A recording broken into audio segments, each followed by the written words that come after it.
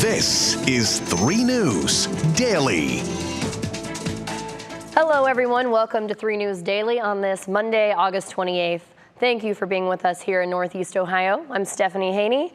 Happy to be back after this thing that's going around took me out at the end of last week, so thank you for bearing with me while my voice catches up with the rest of me here.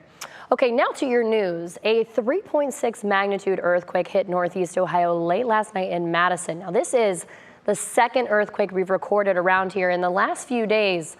Our Kiera Cotton has more. This map shows Sunday night's 4.0 magnitude earthquake hit Madison just before 11, and it could be felt from as far west, just over the Cuyahoga County border, and as far east as parts of Pennsylvania. And people felt it immediately, turning to our weather team on social media, saying just felt an earthquake. And in minutes, it was confirmed. A little bit of breaking news here at home, too. Yeah, absolutely. I want to show you the map right now, what we have going on. And near the Madison area, we had a 4.0 Richter scale earthquake that happened tonight here. You can see that's over near North Madison there, just to the west of Geneva. This is just into our newsroom recently here. This is the second earthquake in just days. A 2.3 magnitude earthquake hit near the Lake and Ashtabula County border Thursday morning. So why so many earthquakes? ODNR says Northeast Ohio is geologically complex, with the ground deep below our feet riddled with faults. Over time, stress in the Earth's crust is relieved through the release of energy or earthquakes. Now, that earthquake in Madison was more like a rattle, so there was no damage from it, just a lot of people wondering what happened, and now you know. Okay, now today, the Major Crimes Unit in Mansfield is searching for shooting suspects.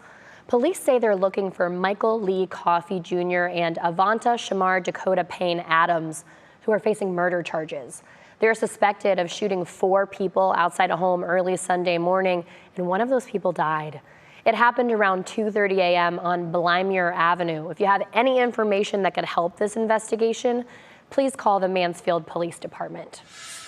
All right, here now, new information in a police chase that ended in a deadly wrong-way crash in Cleveland on Saturday night. 3 News has learned that 23-year-old Darnell James Prince and 21-year-old Jabril Allen were killed in that crash in a head-on collision. It happened when Parma police were chasing a car into the city on State Route 176 North near the Denison exit.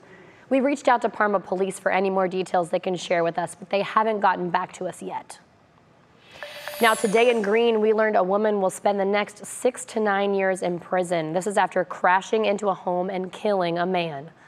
Hallie Maxco was sentenced this morning for the death of 69-year-old Robert Schull. She was found guilty of aggravated vehicular homicide, possession of cocaine, and aggravated possession of drugs. She was under the influence at the time of the incident.